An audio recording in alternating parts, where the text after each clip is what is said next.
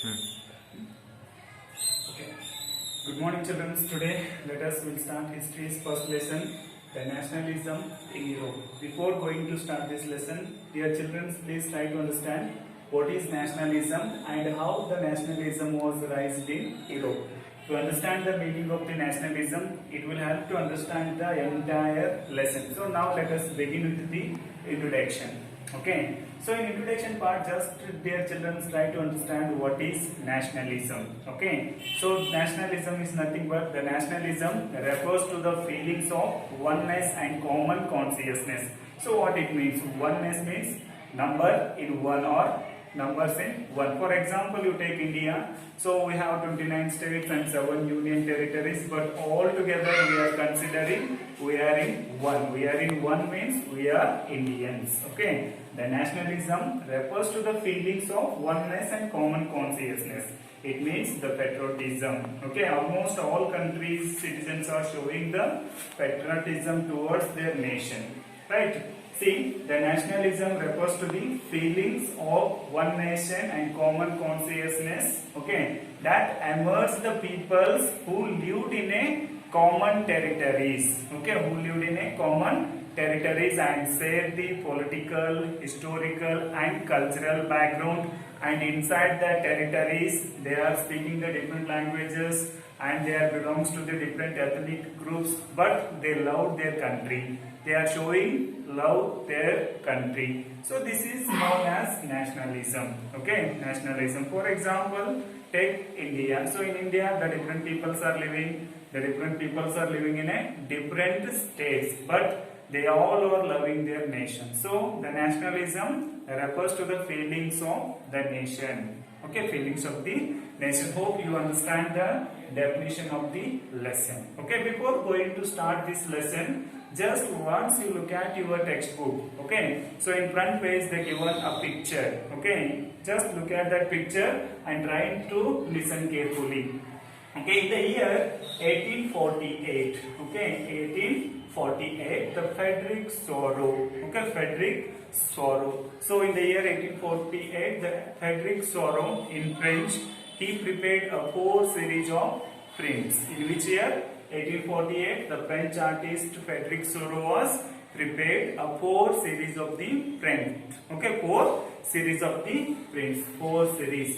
So these 4 series of the prints visualizing his dream of the world, which was made up with the democratic and social republic. This is most important, and this is 1 mark question also. So the Frederick Sorrow's dream of the world, which was made up with the democratic and social republic.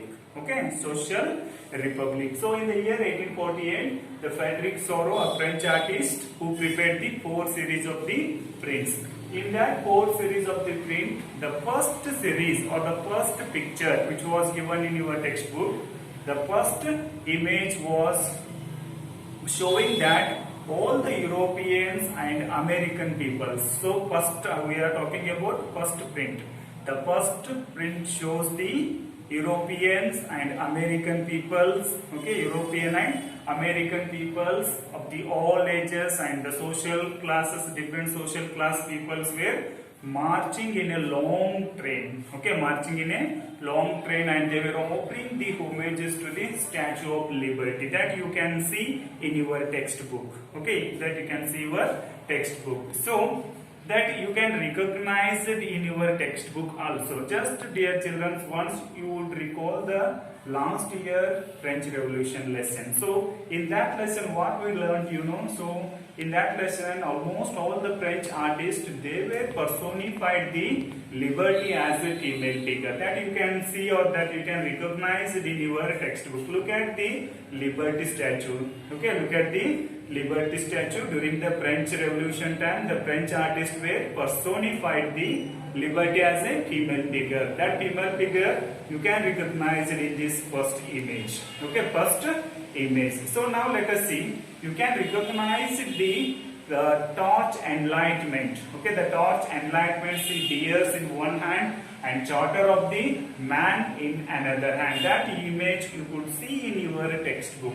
okay, in your textbook.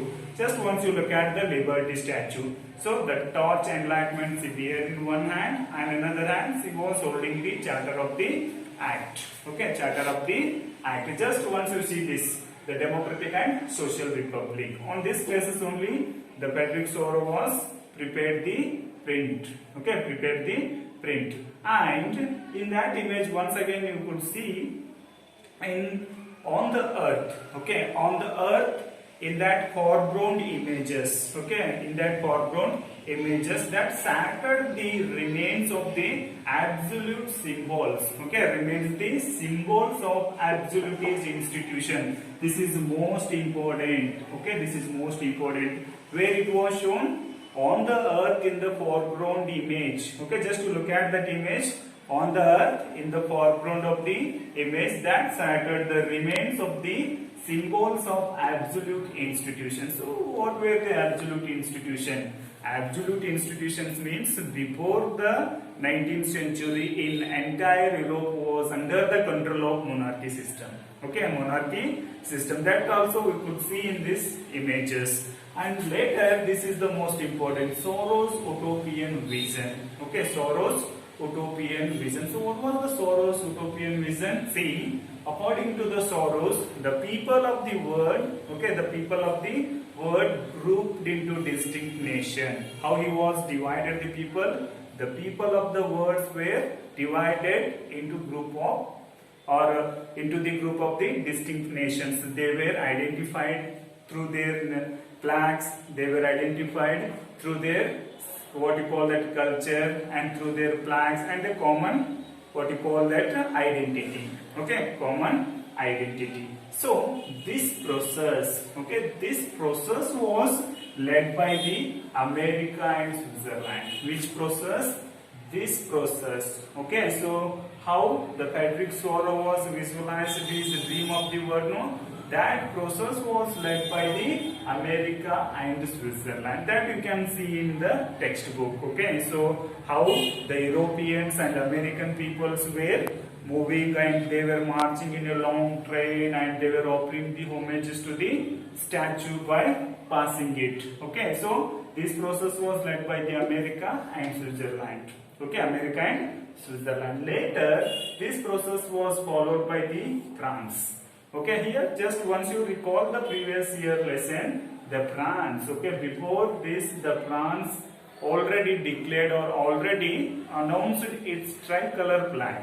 Okay, tricolor flag, and later the France was followed by the Germany. Okay, France was followed by the Germany because the Germany was divided into various parts in the Europe continent. Okay, Europe continent. The Germany-speaking peoples were scattered across the Europe continent in the early 19th century. Okay, early 19th century. So interestingly, you know, when the Germany was participated in this process in the year 1848, the Patrick Soro did not prepare the images or did not prepare the print. Okay, did not prepare the print.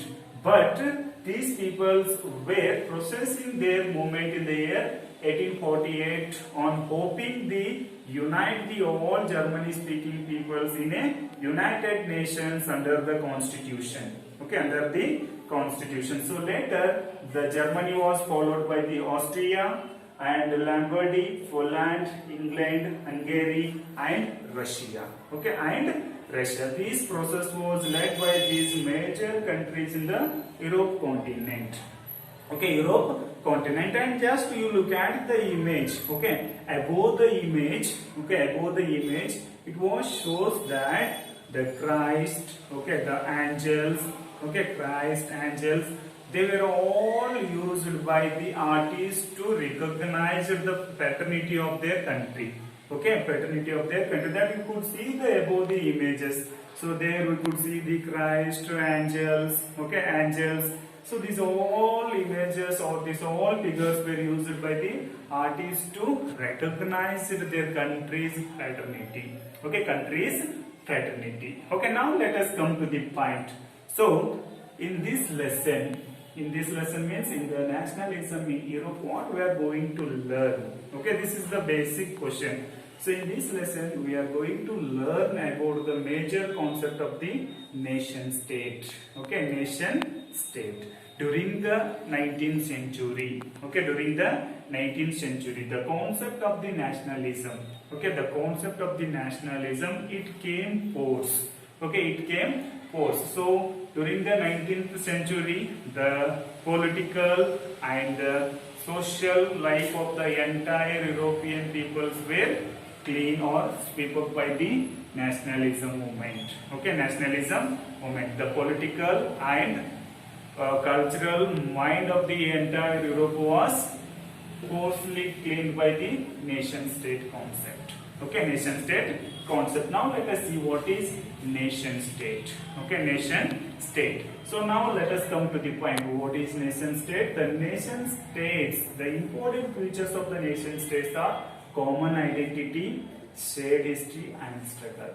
Okay, struggle. So take our Indian example. So common identity, what it means? The common identity means, see, we are living in a different places. Okay, India have a different states and the different union territories, but we have one common identity. What is that common identity? We all are Indians. This is the common identity which was emerged or which was posed in Europe continent during the 19th century. Okay, during the 19th century, what happened, you know, when the nation state was emerged in Europe, automatically the nation state was replaced with the multinational dynasties.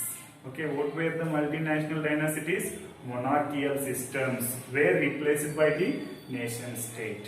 Okay, nation state. So the nation state, involving our nation state's major features are common identity. Okay, if you want to understand the nation concept means, please try to understand the common identity and shared history. Okay, shared history. So we are also having same history. Other state peoples are also having same history, and other union territories peoples are also having shared history. But what is that shared history? You know that all history belongs to the India. So this concept was arisen in Europe continent in the early 19th century, and the struggle. So how did the people struggle to get the nation state in Europe continent? Okay, in Europe continent. What is the struggle? You know, our ancestors also struggled to get the freedom before the independent India, and your ancestors were also struggled to get the independence before the Indian independent or before the 1947. So these all concepts were raised in the mind of the European peoples. Okay, European peoples. And next one is, that basic question is arising in your mind. What is modern state? The modern state is nothing but now what we are living now, this is called modern state. So here what is the administrative system, you know? The entire administration system was centralized. Okay, centralized, and the different administration systems is exercised by the different governments.